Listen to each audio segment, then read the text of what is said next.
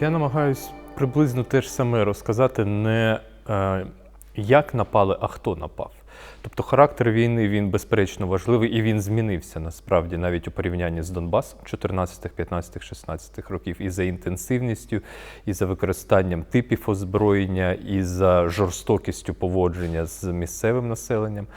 Але на Заході, мені здається, важливо, щоб розуміли, чим є сучасна Росія і які наслідки це має для них. Бо я прекрасно собі розумію, що десь там в Парижі, в Празі, в Лондоні, Лондоні, до речі, можливо, в меншій ступені, але тим не менше, люди живуть звичайним життям і дивляться війну по телебаченню. Для них це канал CNN, на 15 хвилин новини, вимкнули, пішли вечеряти, чи до кіно сходили, чи там займаються якимись своїми справами. Але треба розуміти, що сучасна Росія – це дійсно фашистська держава, неофашистська. І коли я казав про концтабір, про ізоляцію, мені так дивились, наче я перебільшую. Так, це. Я вже тоді казав, що хлопці, якщо країна створює концтабір на окупованій території, про що це каже? Про те, що це просто буде звичайна, чи йде звичайна війна? Ні, це так не закінчиться. І зараз, коли ми побачили Бучу, коли ми побачили воєнні злочини на Київщині, в Маріуполі, взагалом на сході нашої країни, треба розуміти, що це, по-перше, не кінець не тільки для України, а й для Європи. Тобто росіяни на цьому не зупиняться. І це пряма загроза для, перш за все, країн Балтики, Польщі і взагалі от того колу впливу Радянського Союзу, який він мав, поки він існував. Тому що Путін прямо заявляє, що територія колишнього Радянського Союзу – це історична Росія. Все, немає Литви, немає Латвії, немає України, немає Молдови для нього. Це все Російська Федерація. І от я цей меседж намагаюсь донести, тому що поки в Європі спокійно, він сприймається так само, як і про розповіді про концтабори. Але коли сталася Буча, на ізоляцію почали більше звертати увагу, і це вже не виглядає як щось поза межами навіть війни. Так, концтабір, але ж подивіться, що вони зробили на Київщині. З тим, чи гірше, чи краще, я навіть не знаю, як тут сказати. Тому мій меседж головний от в цьому.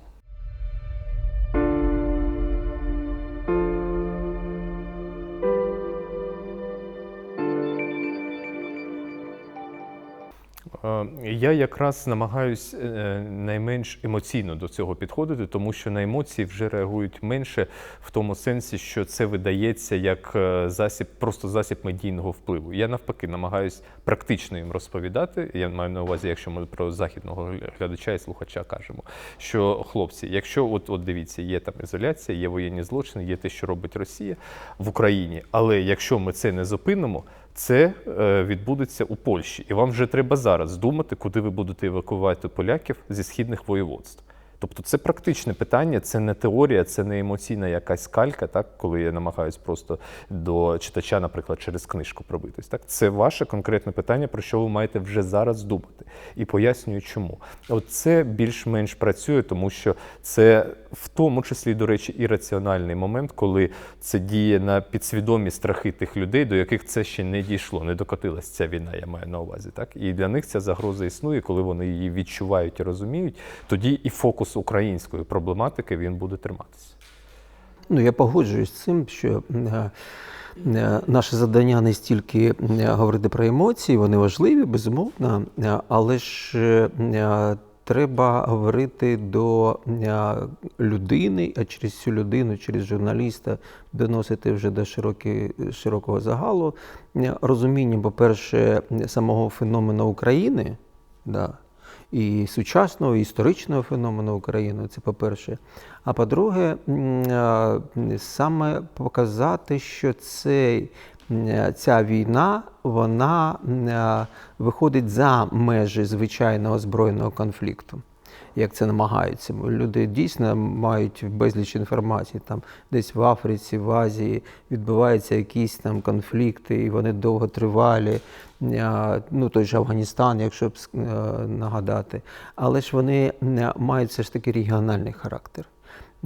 Війна, яка тут відбувається, це війна за майбутнє людства. І оце усвідомлення цього, як донести цей меседж, що це є відповідальність загальна, це питання до всіх, і відповідь повинна бути на всього людства. що якщо ми не зупинимо зараз в Україні Росію, то дійсно під загрозою вся світова цивілізація. Тому що Росія саме в Україні порушила той міжнародний порядок, який встановився після Другої світової війни. Світ сприйняв це з певним таким, я б сказав, можливо, що не довіряючи, що це злам саме цієї міжнародної системи безпеки. Але зараз це повинно бути зрозумілим кожному. І це повинно стати відповідальністю для кожного, не тільки для урядів різних країн, а саме для людей світу, от саме до них донести.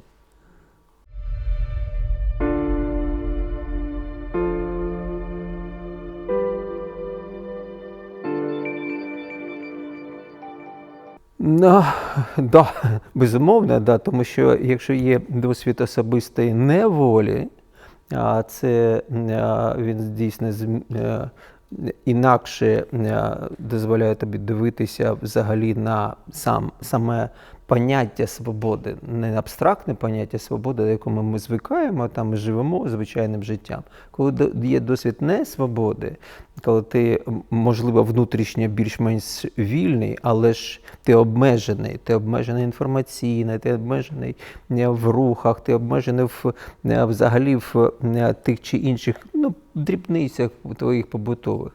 І коли ти нарешті стаєш вільним, ти виходиш на свободу, і це відчуття, воно надзвичайно цінним є. Саме тоді ти починаєш до кінця розуміти, що таке цінність свободи.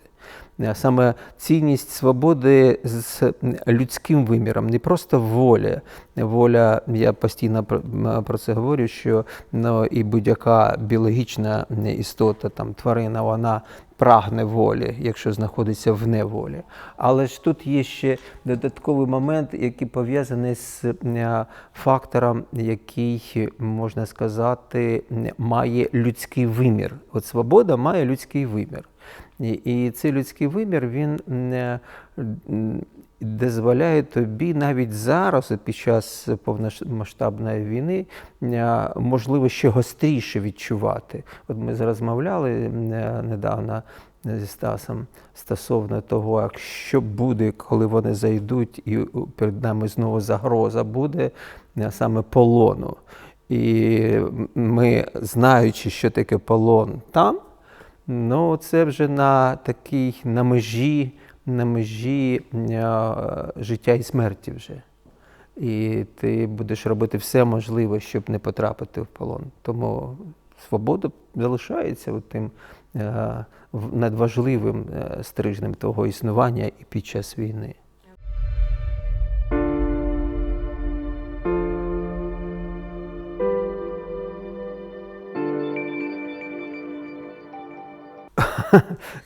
Такі думки, зрозуміло, є, але ж ти повинен... Саме про це і говорили. Да, ми саме про це і говорили, що якщо вже не буде безвихід, і ми ж розуміємо, наші хлопці потрапили до полону, там ті ж азовці, там інші наші полонені. Ми знаємо, де вони знаходяться, ми розуміємо, тобто ми фізично це відчуваємо, не тільки так уявляємо, а це не є уява, це є досвід.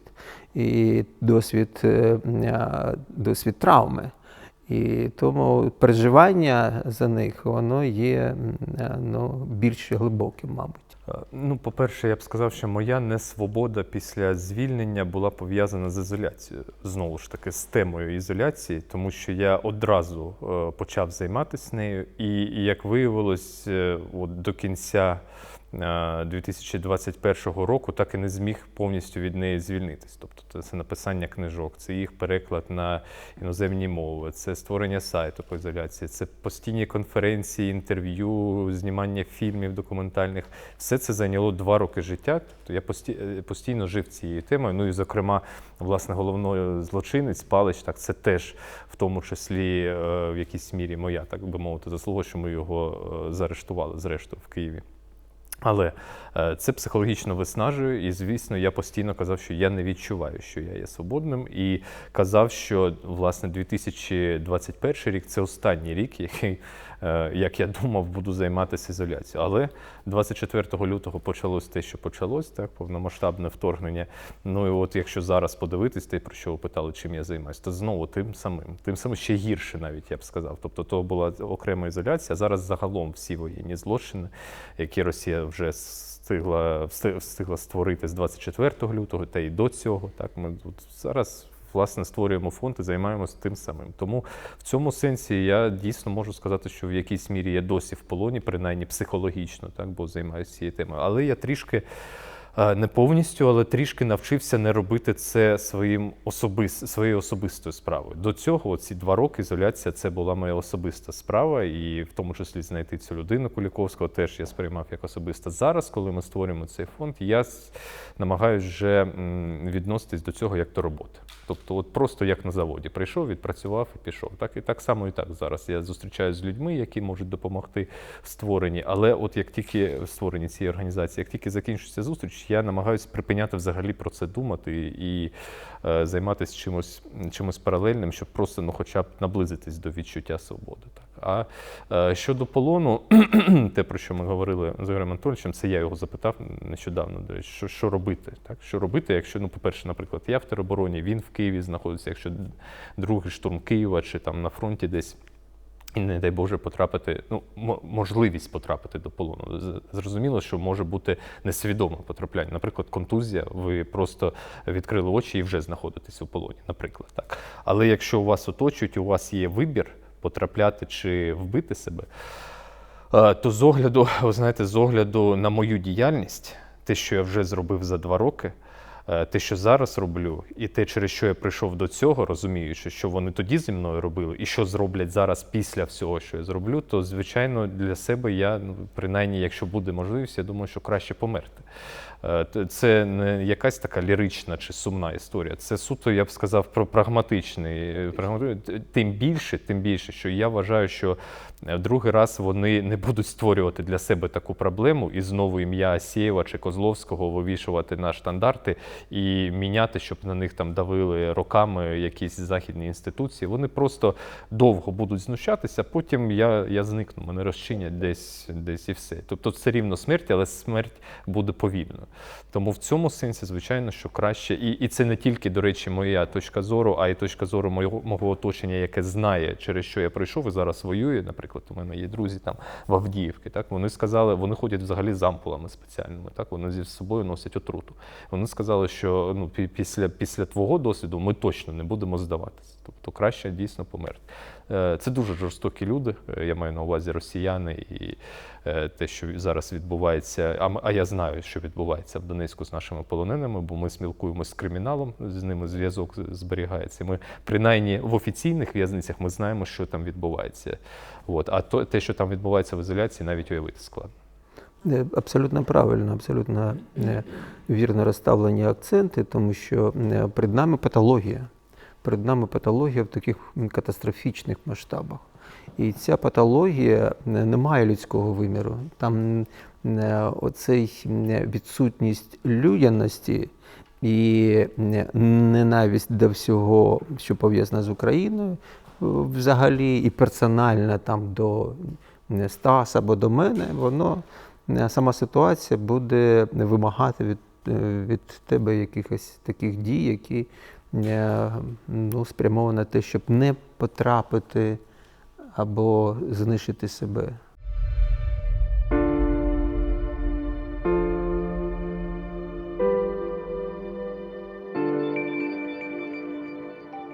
З точки зору християнської релігії, так, з точки зору християнської, так. І як релігієзнавець можу сказати, що в інших релігійних системах такого акценту немає. І це по-перше, а по-друге, сама ситуація, яку потрапляє людина, да? І ставить перед собою такі глобальні питання життя і смерті, до цього треба підходити знову ж таки більш раціонально. Да, тому що страждання, які будуть у тебе, страждання, які будуть не тільки у тебе, у твоїх рідних, близьких, вони будуть вимагати від тебе такого кроку.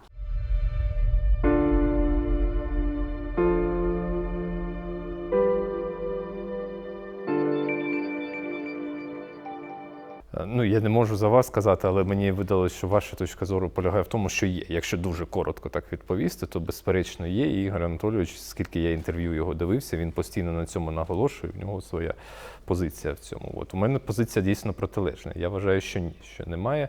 І не те, що, знаєте, як деякі радянські автори писали, що табір не може ні в чому навчити. Я б не сказав так, що у кожного свій, звичайно, досвід і по-різному можна сидіти, але чомусь він таки вчить.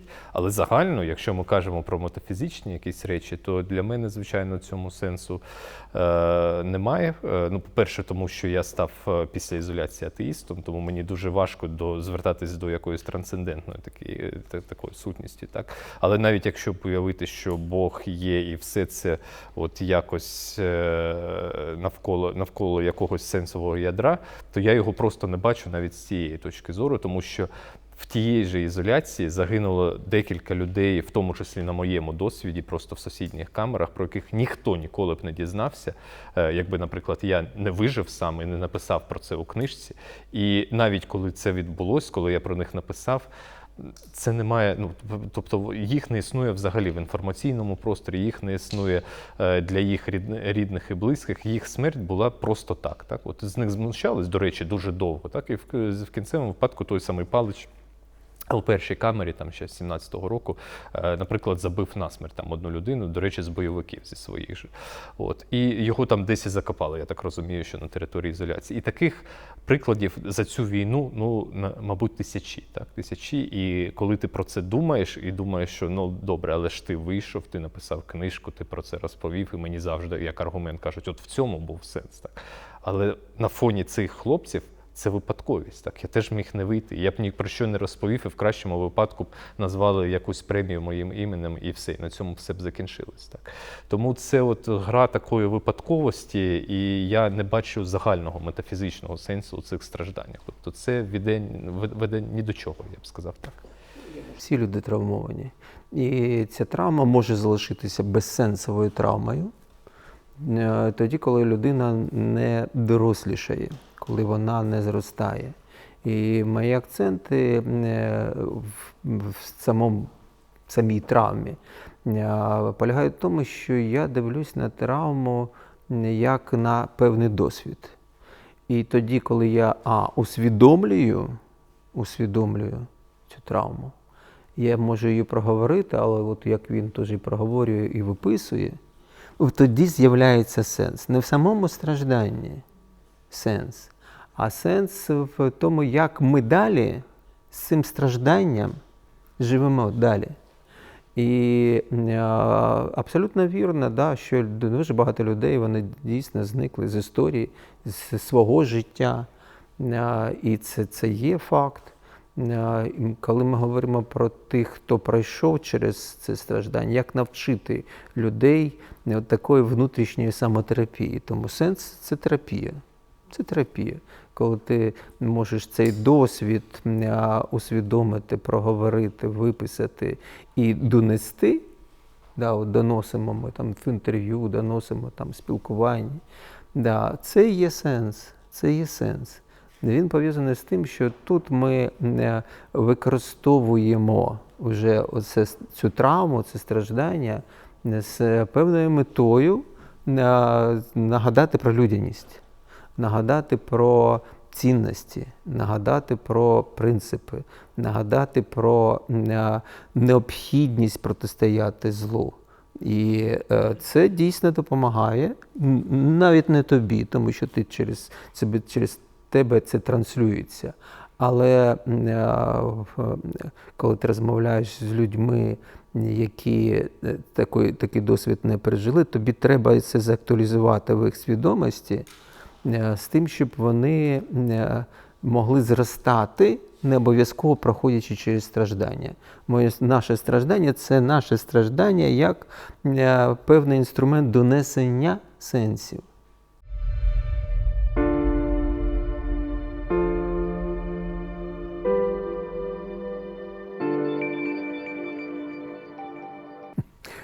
Ну, знаєте, неможливо донести до всієї України. Це неможливо, в принципі. І як, знаєте, неможливо випити весь там океан. Або є така софійська фраза, да, що не всі, хто бігли за газеллю, її впіймали, але всі, хто впіймав газель, її бігли за нею. А що це означає? Що треба робити? Да. Велика кількість людей не хоче це чути. І навіть зараз не хоче це чути. Особливо там, де люди живуть таким звичайним життям, і знову ж для них це телевізор. Люди не хотіли би дорослішати. Тому що коли людина дорослішає, це знову певний хрест відповідальності. І люди хотіли би залишатися от саме в своєму баченні світу, мати свою картину світу, в якій все ясно. Там Донецький – це Донецький, да? А от ми інші. Да? І це залишається. Донести це вкрай важко, але ж це не означає, що цього не треба робити. І це є зусилля, які спрямовані для того, щоб загалом суспільство дорослішало. Саме ця активна частина, критична маса суспільства, саме від неї залежить наше майбутнє. Громада в такому широкому розумінні, вона не тільки в Україні, в багатьох країнах вона інертна, вона індиферентна, дуже часто вона інфантільна, тому що живе потребами, в неї там високі цінності, її не дуже хвилюють. Але ж активна частина громадянського суспільства, яка бере відповідальність, воно повинно знати, усвідомлювати, мати інформацію, розвиватися, дорослішати і таким чином підтягувати і громаду в цілому. От саме це є завданням, можливо, але ж це буде довго залишатися. Ми всі різні, і це чудово, що ми різні. Не всі повинні бути однакові, і ми за це боремося, за те, щоб було розмаїття різних думок і різних позицій. Але ж головне – це навчитися думати, навчитися розвиватися і навчитися спілкуватися. Чути, не тільки слухати, не тільки говорити, але й чути іншу людину. А чути для мене українською мовою – це тотальне відчуття. Це не тільки в російської слушать і слушать. Практично немає різниці. А слухати і чути – це означає, що ти глибинно там, ти можеш бути відкритим до нових сенсів, до нових викликів, ти можеш зростати. І це є важлива робота. Ви знаєте, ви дуже добре навели приклад, знову ж таки, Палича. Він перетнув кордон 23 квітня 2019 року. До мого звільнення ще залишалося 8 місяців. Тобто він вже 8 місяців мешкав в Києві, а я на той час ще сидів в ізоляції. І я, звісно, про це не знав. Але я дуже добре розумів, і це мене відрізняло від багатьох, майже всіх, хто знаходився в тій же ізоляції, з чим я зіткнусь, коли я звільнюсь, коли мене звільнять. Мене перевели в 18-му році в п'ятірку, в 5-ту камеру ізоляції. Там була людина, з якою я досить добре спілкувався. Він завжди мене запитував: слухай, тут у нас просто пекло твориться кожного дня. Що вони там на тій мінській підгрупі, що вони там роблять? Чому ми вже тут рік сидимо? Треба ж нас звільнятися. Я йому кажу: слухай, ти маєш розуміти, що от зараз ми тут з тобою розмовляємо, можливо, відкриються двері, тебе чи мене кудись там потащать, там потягнуть до підвалу, але в Україні взагалі всім плювати. От в цілому є, безперечно, є наші рідні, близькі, які знаходяться з нами в емоційному зв'язку. Але на тому все. От все, що відбувається в мінських підгрупах, на телеканалах, Це все така загальна фабула, тому що це треба робити. Так, це така картонна декорація. Тобто ці люди просто ходять на роботу, і я це потім побачив, коли сам декілька разів був присутнім на засіданнях Мінської підгрупи. Це люди, які прийшли на роботу, відпрацювали і пішли далі. І так само живе і загально вся Україна. Тобто сьогодні нам принесуть там, я не знаю, якусь кашу з каміннями, а люди просто ввечері підуть до ресторанів, і для них ні війни, ні ізоляції, ні тебе, ні мене не існує. І певною мірою це нормально. Можливо, це ненормально з точки зору політичного процесу, з огляду на те, знову ж таки, що я побачив, як це відбувалося. І в цьому сенсі, можливо, є якийсь невеличкий чи великий плюс того, що Путін розпочав, тому що Мінський процес – це була мертва абсолютна штука, і там жахливі речі, там нічого не відбувалося взагалі, від слова зовсім. Так? І тому я звідти вийшов, я не міг спокійно, емоційно там знаходитись, коли я розумів, що хлопці сидять в ізоляції, а ми обговорюємо там розворот на якомусь мості на якомусь КПП. Так? Тобто, це не співставні речі. Але загально люди не можуть, всі люди, я не знаю, в Україні, вони не можуть емоційно жити катуваннями, ізоляцією, війною, Азовсталю. Це, ви просто за тиждень згорите, вас не буде за тиждень, якщо ви будете постійно. Тому я в ізоляції, сидячи, прекрасно розумів, що у більшості людей в Україні життя як йшло, так і йде далі. Незалежно від того, що зараз Паличу прийде до голови і що він зробить сьогодні з нами вночі. І тому, коли вийшов, але це теоретичні були міркування, але практично дійсно мене суто емоційно вразило, коли я побачив все це на власні очі, що вийшов, а Київ, наприклад, бо я одразу опинився в Києві, він живе абсолютно мирним життям. Так? Навіть зараз, як тільки росіяни відійшли, вже треба за 2-3 дні, якщо ви хочете до якогось кафе на вихідні сходити, то там місць не буде. Тому з моєї точки зору це нормально, так? Але з цим складно погодитись суто емоційно, на це потрібен час, якщо ти виходиш з якоїсь граничної екзистенційної ситуації, на кшталт полону, чи навіть просто хлопці з фронту приїжджають, вони дивляться на Київ і по-різному реагують, скажімо так. Да, це правильно, тому що дійсно ми дивимося на світ з точки зору саме внутрішньої своєї позиції. І коли я вийшов з полону, і чому я активно включився про звільнення Стаса? Саме тому, що я знаю, у мене є досвід, як він чому займається цими воєнними злочинцями. Саме тому, що ми знаємо. Да? І це дає додаткові сили. Ти на всіх майданчиках, там в Європі, в Америці, ти говориш про це, ти акцентуєш увагу, да, на конкретній людині. От саме конкретна людина, коли ти за неї борешся, тоді є надія витягнути. А так дійсно, це абсолютно вірно. Люди мають право жити своїм повсякденням. Це нормально. Це і захисний механізм працює, тому що ми крихкі, у нас є межа певна. І тому зрозуміло, що такими питаннями займаються або ті, хто дійсно пережив це, у них є досвід, ось саме цей досвід, да? І ці саме сенси, які дають тобі додаткові сили для того, щоб боротися за конкретну людину або за конкретних людей. І стосовно Мінська також я абсолютно підтримую, коли мені запропонували увійти в Мінську підгрупу, я відмовився категорично, знову ж з яких міркувань. З одного боку, це втрата часу, я буду просто втрачати час, а з іншого, психологічно мені було гидко там знаходитися саме тому, що ти не можеш і чути ті голоси, які там будуть з того боку розставати. Ти просто це буде повернення твоєї травми.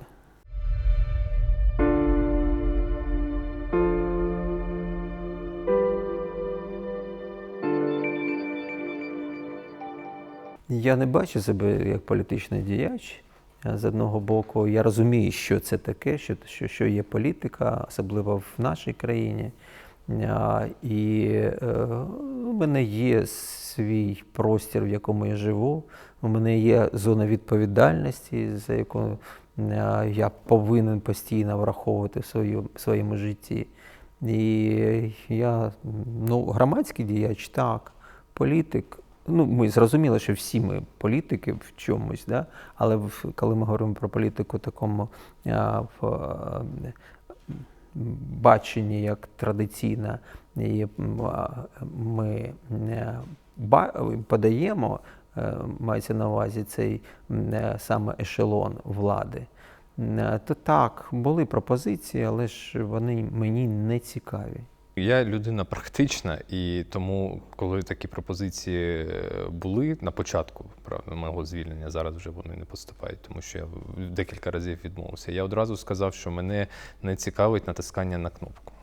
Я не бачу себе в парламенті, тому що там теж саме, ну, я приблизно уявляю собі, а може навіть і не приблизно, а краще за деяких людей, як це відбувається, бо в мене є там багато друзів, власне, які там знаходяться і зараз у якості парламентаріїв. І просто от приходити натискати на кнопку мені не цікаво. Якщо це якісь конкретні повноваження, а це виконавча влада, це, наприклад, РНБО, так, там би безпековий сектор, там мені б цікаво було. Але для цього, знову ж, потрібна і спеціальна освіта, і досвід, і ну, тут треба серйозно підходити до цього, не як до парламенту. А суто така от політична кар'єра парламентарія, ну, принаймні поки що я не бачу, по-перше, з ким, так, і не бачу особливого сенсу в цьому, тому що ну, там є кому писати ці закони, і їх пишуть не депутати загалом, так, вони просто їх представляють, скажімо так.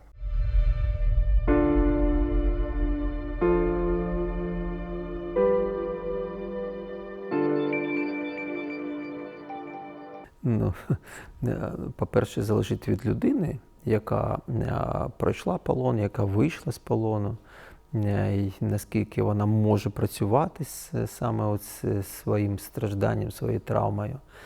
А так, у держави я не бачу такої розробленої програми з залученням фахівців. Ну, всі ми, хто повертався, проходили там медичне обстеження, наскільки це було можливим. І ну, практично все. Людина залишалася один на один. А повертаючись в свою родину, і родина також травмована, тому що вона чекала, вона боролась. І я знаю такі випадки, що і діти вже потребують психологічної підтримки, тому що вони там, наприклад, самі з Донецька їх вирвали знову ж таки сюди, тому що їх батько потрапив до полону. І вони страждають, це проблеми медичні, психологічні. Це ну, повністю відсутнє. Повністю відсутня. Спорадичні такі моменти є, або людина сама спроможна з цим працювати, або в неї є якісь там зв'язки, якось вона знаходить такі механізми реабілітації. Але ж насправді такої державної програми, ну, на жаль, немає. Закон, який там прийнятий про заручників, військовополонених, ну, ми ж розуміємо, що будь-який закон, треба його впроваджувати в життя. А для того, щоб впровадити його в життя, треба знову ж таки розробити всі ці механізми. Я в свій час, коли повернувся, зустрічався, тоді була міністерка охорони здоров'я Уляна Супрун, і я з нею в спілкуванні піднімав питання про психологічну реабілітацію. Ну, вона сказала, ну от, у нас є людина в міністерстві, яка цим займається. Я б зустрівся з цією людиною. Ну, вона сказала, ну, на жаль, у нас нічого немає. На жаль, нічого немає. Колись був такий центр після Афганістану під час Радянського Союзу, але ж він, як приміщення там є, але ж він практично не функціонує. Потрібні саме фахівці, саме от тих, хто розуміється на таких травмах. Але це люди, ну, і для того, щоб залучити, потрібні великі гроші. Вони, як фахівці, все ж таки повинні отримувати таку заробітну плату. Це не може довго продовжуватися на таких волонтерських засадах, тим більше, що у них велика практика. Тоді я піднімав питання і неодноразово перед тим же американським посольством, що у них є досвід. У них є досвід після В'єтнаму, після Афганістану, після Іраку, саме працювати з людьми, які пройшли такі випробування життєві, і нам би цей досвід був би корисним. Або через підготовку фахівців, або у них є навіть спеціальні методики розроблені, які можна перекласти українською мовою і дати нашим фахівцям. Ну, на жаль, знову ж таки, нічого я не побачив, чесно. Мені буквально десь місяць тому написав один психолог, досить відомий, не буду називати прізвище, бо це некоректно. З приводу чого? Звільнили групу наших військовополонених, і він мав з ними зустрітися. І він мені написав, що б ви порадили з точки зору вашого досвіду при спілкуванні з цими людьми. Я йому сказав, нічого. Нічого, бо не існує такого поняття, як досвід полону. Це абсолютно індивідуальна річ. І люди, які сиділи навіть в одній ізоляції, по-різному її сприймали, по-різному реагували на катування, по-різному реагували на те, що відбувалося вночі, і з різними емоціями вийшли на свободу. Я вже не кажу про людей, які не були в ізоляції. Коли нас привезли з ізоляції до колонії Макіївської, я побачив наших військовополонених хлопців, які просиділи 5 років, а ми 2,5, то це небо і земля. Ці хлопці ніби місяць тут були. Так? Вони, по-перше, вони були емоційно загартовані, тобто вони займалися спортом, вони були у нормальному настрої, вони їх разом тримали, вони мали спілкуватися. Так, і вони мали можливість спілкуватися з рідними, бо там телефон був дозволений. Ми, коли нас привезли з ізоляції, здавалось таке, що просто ми вже років 20 відсиділи, жодних взагалі сподівань, жодних позитивних емоцій, а просто пройтись навіть табором, а там виявилось, що можна ходити табором, хоча б з конвоєм, так, але просто пройтись величезною територією табору, коли ти 2,5 роки просидів в камері, це видалось, наче ти на свободі. Так? Тому це абсолютно унікальне, індивідуальне сприйняття того, що з тобою відбувається. Я б не казав, що є от якісь загальні такі шаблони, від яких всіх можна поміряти, так, якось лінейку. Безумовно, ти абсолютно правий в тому, що у кожного свій досвід і своя зрілість. Я бачив також в цих же камерах, з яких там знаходився, в цих же невеличких камерах смертників. І людина, якщо вона не зріла, вона вже там починає втрачати ці людські риси. І це залежить, зрозуміло, у кожного свій досвід. І емоційний, глибинно-психологічний, не тільки на рівні просто емоцій, а там глибинно-психологічний. Але все ж таки є розроблені саме індивідуальні методики. Тому що є ключові моменти, які треба враховувати. І те, що запитують і фахівці, ми також були спілкування з фахівцями, психіатрами, психологами. У них є загальне уявлення, що таке травмована людина, але ж от з такими проблемами вони не стикалися. І дійсно їм потрібно все ж таки мати якусь таке розуміння оцих методологій і методики.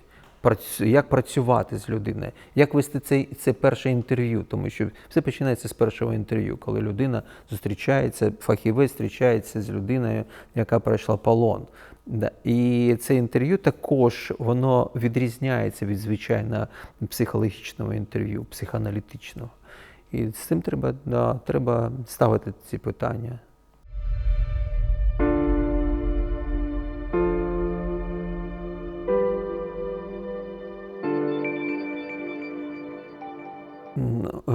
Зрозуміло, що у нас є певна інформація, у кожного зі своєї бульбашки, зі своїх якихось контактів, вона може відрізнятися, ця інформація, особливо коли і ти там також жив в такій же бульбашці, тому що весь загал ти не можеш проаналізувати на такій відстані. Але те, що там не є монолітом населення, це так, воно не є монолітом. І да, втрата є великої кількості проукраїнської частини. І це ці 8 років, зрозуміло, вже дуже мало людей, які стоять на проукраїнських позиціях, але вони все ж таки є, я таких знаю. Є вже велика кількість людей, які зорієнтовані на Росію, тому що вони вже пов'язані певними зв'язками. Їх рідні були ще з 14-15 року в цих збройних формуваннях, цих банд груп. І у них когось є втрати, рідні загинули, щось вже пов'язане от саме з тими подіями, які зараз відбуваються на цій території, вони зорієнтовані на Росію. А продовжує бути велика кількість людей, які хотіли би повернутися в минуле, в 13-й рік. Тобто індиферентна частина, яка буде жити при будь-якій владі. При будь-якій владі, аби їх не чіпали, була у них там заробітна плата і були у них пенсії. Таких людей велика кількість. Вони знову ж таки є і будуть в будь-якому регіоні. Це не є особливістю саме там Донеччини чи Луганщини. Це є характерна особливість взагалі людини. І вони хочуть просто мира, хочуть, щоб нічого не було, і щоб могли вони спокійно жити далі. А під якою владою їм байдуже. І що стосується молодого покоління, воно дійсно виростало вже в інших умовах. Ті, хто так чи інакше все ж таки вирвалися і вириваються, їдуть або в Україну, або в Росію, вони там і залишаються. Тобто вони вже регіон вже не такий молодий, який він був. Тобто втрачається це молоде покоління. Що відбувається з свідомістю, це ж проблема свідомості людей. Свідомість, вона ж пластична. І якщо все ж таки ми звільнимо ці території і пройде певний час, свідомість поступово під впливом іншої інформації буде змінюватися. Не у всіх. Не у всіх. Ми знаємо, що було після Радянського Союзу. Да? Люди жили під впливом радянської інформації. І вона була також специфічна, тому що був закритий світ. Багато людей змінило свою точку зору вже під час незалежної України, а багато хто і не змінив, вони залишилися в минулому. Це і також індивідуальна історія кожна. Тому говорити про те, що зараз відбувається проблемно. Проблема пов'язана з тим, що вони відчувають, що їх всі кинули, насправді. І вони вважають, що Донецьк зникне, що він буде зруйнований, що далі ніякої перспективи немає, що старі люди просто будуть доживати, а більш-менш молоде покоління буде їхати з цих територій. Це ті фрази, які я чую з вуст людей, з якими я так чи інакше спілкуюсь.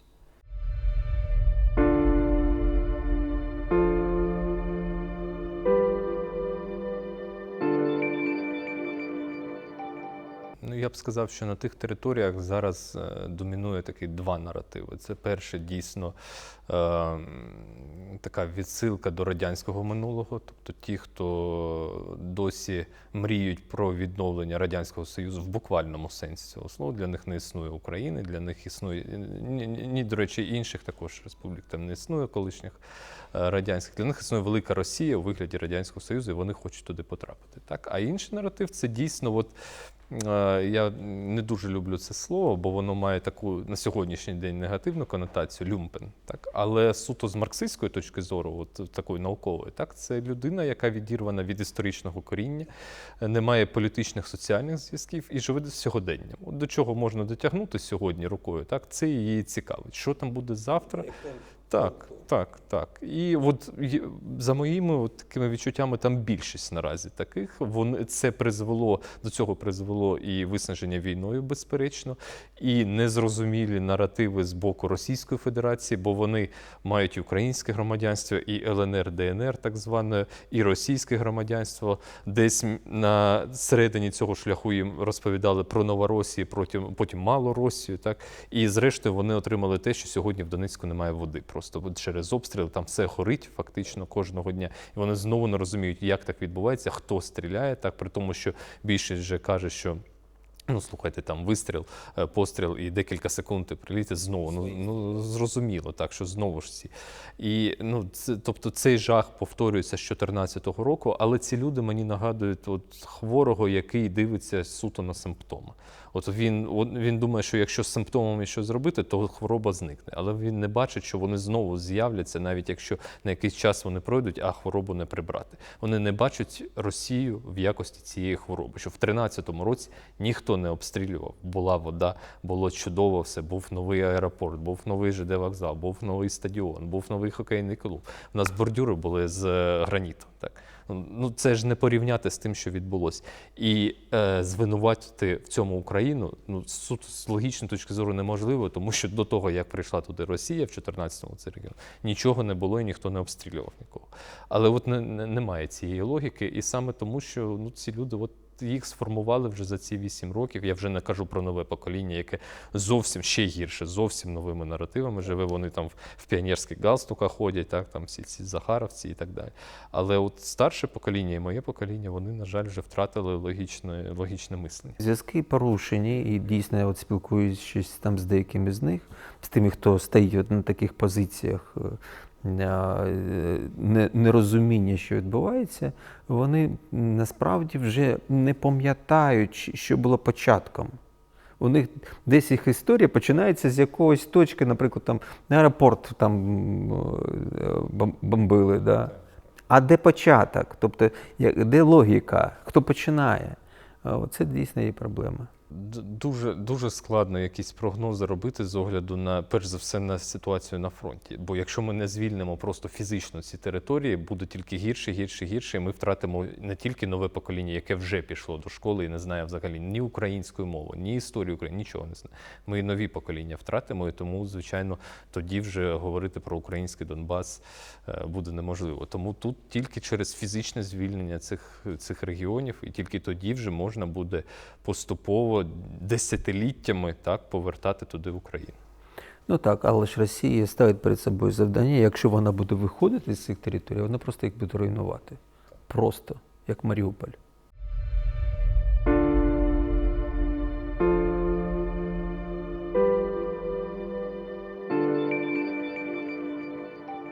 Треба швидко звільнювати.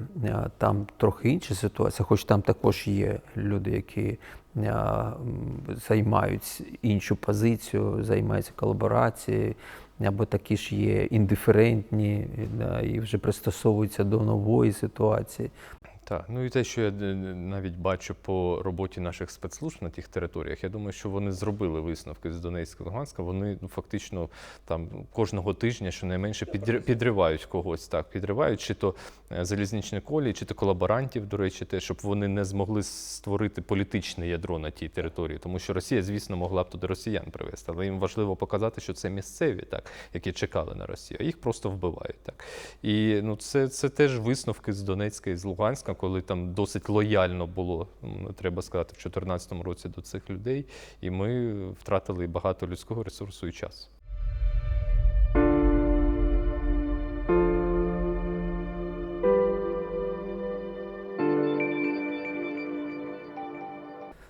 Ну, там дійсно була така ситуація, що постійно вилучали під час обшуку все, що я писав, і залишали тільки вірші.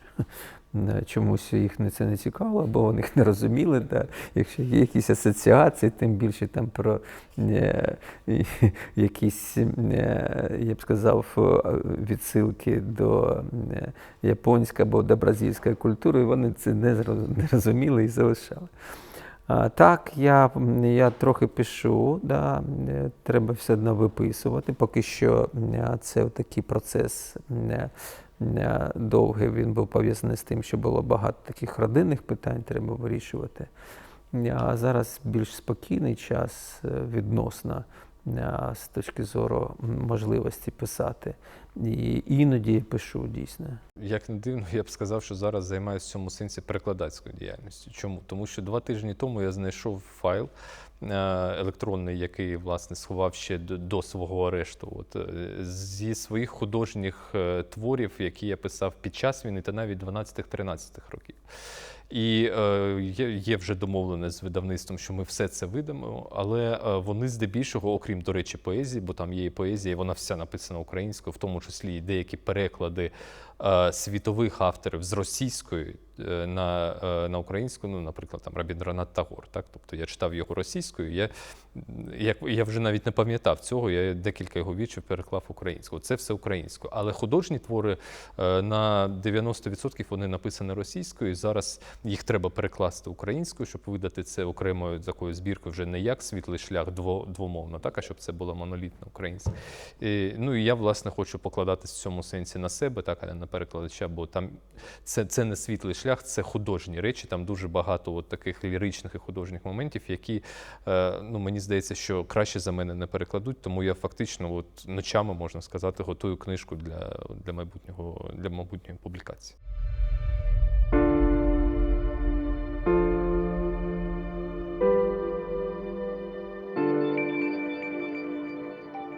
Художня література, вона має інший вимір, вона спроможня через такі от притчеві, через художні моменти, через певні асоціації сягати глибини, і на якій відкликається щось екзистенційне в тобі. І це, от, наприклад, я там сьогодні прочитав, що знімається фільм про цю війну, але ж фільм фентезі про цю війну. Тобто вже навіть в кінематографі починають розуміти, да, що якщо можна просто реалістичне кіно або документальне, близько до якраз до от таких відтворення репортажу про події, але там вже з'являється інший погляд, інше бачення. І це хорошо, і це добре. Тобто література не буде помирати. Так, буде фіксація, буде репортаж, але і буде і художня література. Ну і я б сказав, що справжня література, чому, до речі, є дискурс про російську літературу, бо для світу, я розумію, що для України це сприймається як травма, але для світу це дуже все рівно потужна література, бо вона має метафізичне ядро. Так? І справжня література, вона... Її дуже важко класифікувати. Чому? Тому що, ну, наприклад, Ремарк там на Західному фронті без змін – це не про війну. Це книжка ніби про війну, але це взагалі не про війну. Так? І так само можна сказати про кожен такий суттєвий твір, який містить якісь граничні питання. І якщо їх вміщують в літературу про війну формально, так, ну окей, це може бути, але головне, щоб людина з цього виносила не тільки, що війна – це жах, так?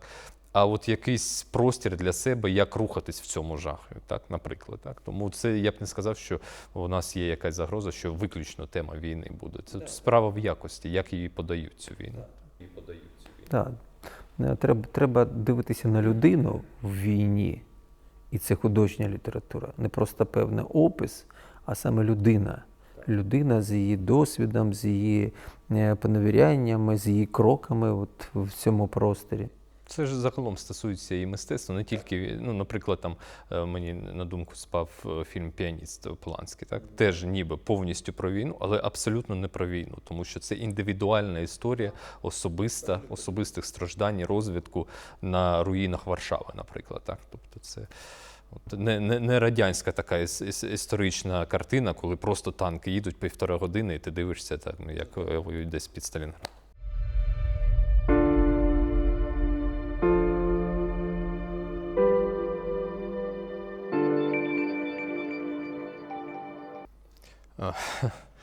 Ну, ви знаєте, філософія – це взагалі моє прокляття. Я завжди знаходжусь між двома крайнощами. Тобто, з одного боку, я розумію, що добре, що я навчався на факультеті, це мені допомогло в полоні. Дуже допомогло розставити деякі акценти і навіть іншим людям показати ці акценти. З іншого боку, у мене іноді таке відчуття, що я не потрапив би до Болону, якби не вчився на факультеті філософії. Це дуже складне і таке абстрактне питання. Так, тому я намагаюся зменшити у своєму житті філософії, тому що це токсично по відношенню до людей, які не займаються і не мали досвід. Дуже складно з ними тоді будувати стосунки, розмовляти і таке інше. Тобто тут треба розуміти, це як досвід полону. Так? Тобто, коли ти виходиш і розмовляєш з людиною, яка була в полоні, це одне. А коли ти просто розповідаєш про ці речі якійсь дівчині, воно їй не потрібно і не треба цього робити. Так, отак приблизно я дивлюся на філософію. Журналістикою я зараз не займаюся, бо журналістика – це факти, це не судження. Я займаюся публіцистикою. Я пишу статті з певною точкою зору, і це не можна назвати такою суто сухою журналістикою. А література – це, от як я сказав, я зараз я вже це написав, я просто займаюся перекладацькою діяльністю. Мені важко розділити.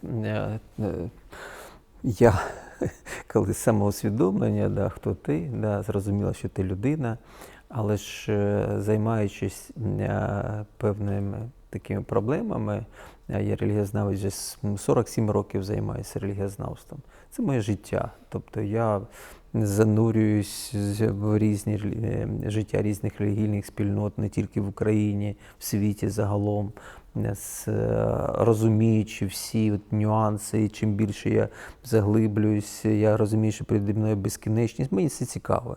Я живу цим, це мені цікаво, і це відкриває і не тільки зовнішні горизонти, і щось внутрішнє піднімає.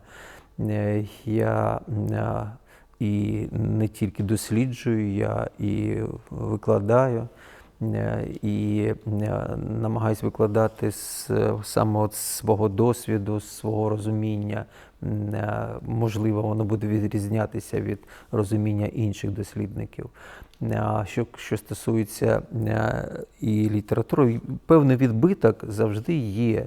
І твоєї професії, і твоєї долі, твого життя, це дійсно відбувається. Якби він там не намагався відійти від філософії, все одно у нього буде відчуватися в його літературі, все одно буде відчуватися саме його фах. І тим більше, що він був завжди таким прискіпливим студентом, і чим відрізнявся від інших, він постійно мав свою точку зору. І ця точка зору була чесною. Це його завжди відрізняло, саме чесна точка зору. Це кидалося в очі. Мені завжди це подобається. Я люблю, коли кожен студент має свою точку зору. От стоїть, і тоді ти розумієш, що перед тобою мисляча людина, тому що кожна мисляча людина, вона мислить інакше. А деяких викладачів, можливо, це дратувало. Я знаю таких. Але ж от саме така чесність, вона дозволяла йому рухатися в цьому просторі філософському, знаходячи щось своє, яке, може, відрізнялося від іншої точки зору, від іншого погляду.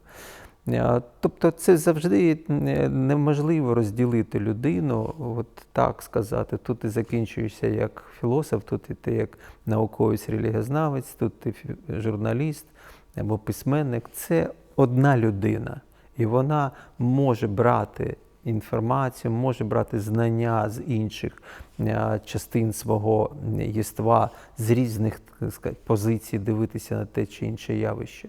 Це нормально.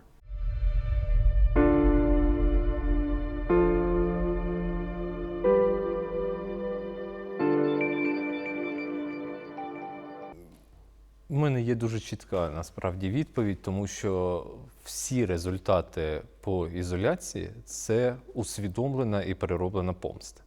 Тільки вона не токсична, коли я просто ненавиджу цих людей і з'їдаю себе через це, а вона стратегічна. Написати книжку, перекласти, поставити питання в Мінську, створити сайт, розповісти світові про це.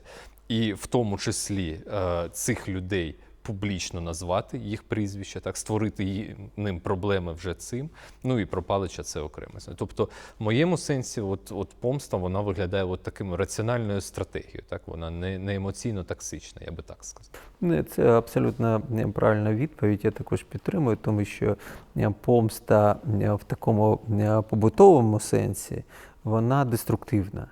А коли ми, знову ж таки, тут якраз приклад наповнення сенсом. Як тільки вона наповнюється сенсом, це не стає помстою в такому розумінні. Це вже є дійсно, ми працюємо в просторі справедливості. Це не помста, а справедливість. І наше завдання, щоб ця справедливість стала такою, яка дійсно призведе цих людей до покарання.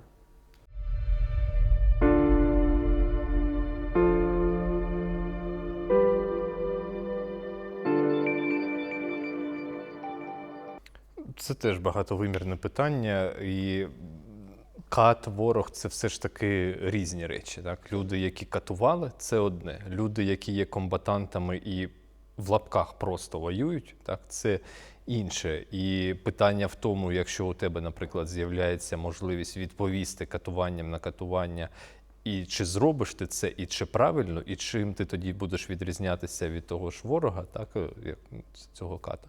Це теж питання. І воно не має однозначної відповіді. Тобто навіть якщо я скажу, що ні, не можна, у мене в книжці є відповідь: ні, не можна, але не тому, що мене стримують якісь моральні бар'єри чи страх перед там трансцендентним, чи навіть законом, так, а тому, що найбільше, наприклад, їх дратувало просто бачити себе в моєму обличчі, коли я проходив повз охорону на прогулянку. Так. І якщо я буду їх катувати, то ця різниця зникне. Просто я стану в один ряд разом із ними. І це для них найгірше було. Це абсолютно правильно. Це процес усвідомлення, хто ти. І я постійно підкреслюю, що не треба віддзеркалювати ворога, не треба віддзеркалювати росіян. Вони самі себе дегуманізують. Це не ми їх дегуманізуємо. Вони своїми діями з самого початку себе дегуманізували. І демонізували навіть певною мірою. І людяність – це якраз і є ознака цивілізованої України, яка взяла цінності майбутнього. На нас дивляться з усіх боків, весь світ. І вони дивляться не тільки на наші перемоги, а на те, як ми себе ведемо в цій війні. І це надважливий момент. І тому не треба їх віддзеркалювати, не треба повторювати.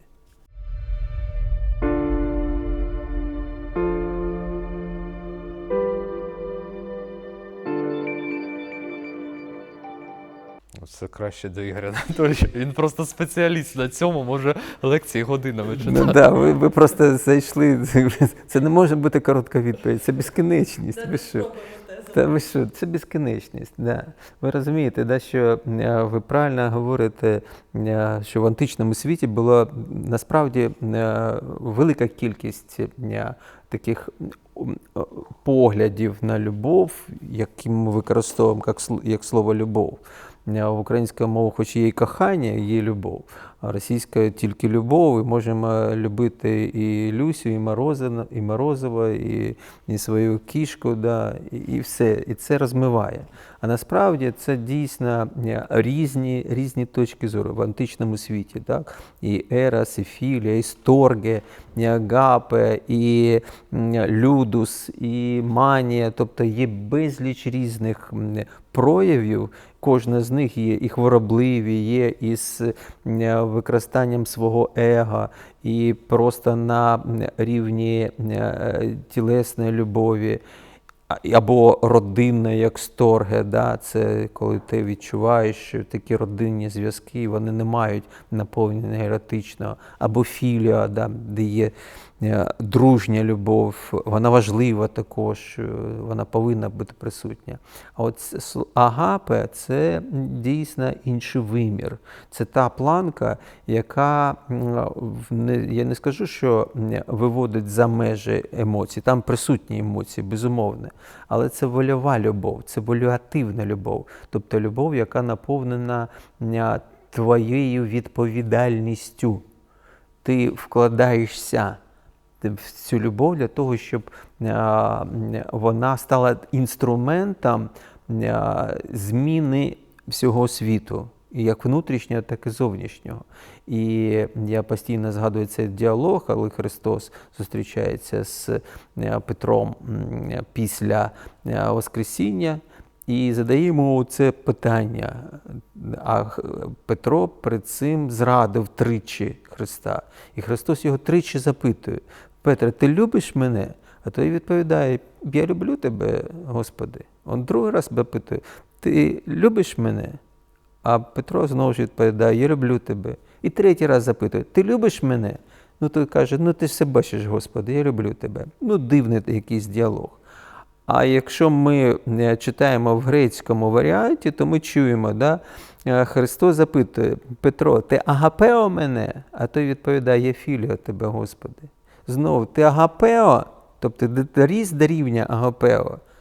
А той же знає, що він зрадив, що він просто дружня любов, да? Це емоції, це більше емоції. Він знову відповідає. А третій раз він його запитує: ти філіо мене, Петра? Той каже: ну ти все бачиш, Господи. Ну я чесна людина, скажу, що я ще не доріс до агапео. Далі він доросте, далі його розіпнуть, як і Христа, і він скаже, що він не може бути так і Христос, його розіпнуть зовсім інакше, да, ніж Христа. Але ж це говорить про те, що в любові треба зростати. Любов – це процес, любов – це труд. Любов – це не емоції, вони там є, безумовно є. Але ж ми живемо в такому світі, де змінюється наш настрій, ситуація. І якщо ми не несемо відповідальності, то ми можемо розривати стосунки. Так? Ми не можемо говорити, що все, любов пройшла. Вона не може пройти, якщо це дійсна любов.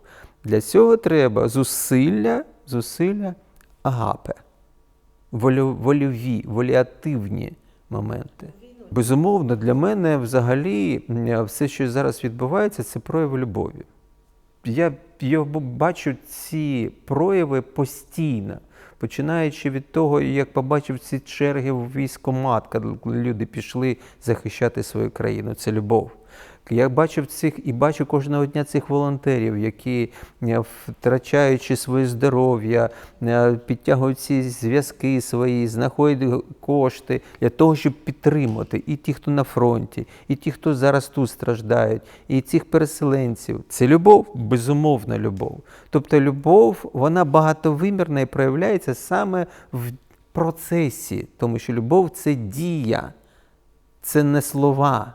І я бачив цих людей, які от перші дні, коли тут вже був напівпустив Київ, і я бачу люди, які не змогли виїхати, старенькі люди йдуть по дорозі, і відкриваються двері під'їзду, вибігає людина, і цим старим незнайомим людям несе їсти. Вона несе їсти. Це любов. Навіть не до знайомих людей. Тому що це є якраз і характерна особливість цієї війни, що вона дійсно народна війна, що ми озброєний народ, в різних формах озброєний. І не тільки ті, хто взяв в руки зброю, а ті, хто допомагає. Це і є любов. Якась така терапія у вас письменницька, а в мене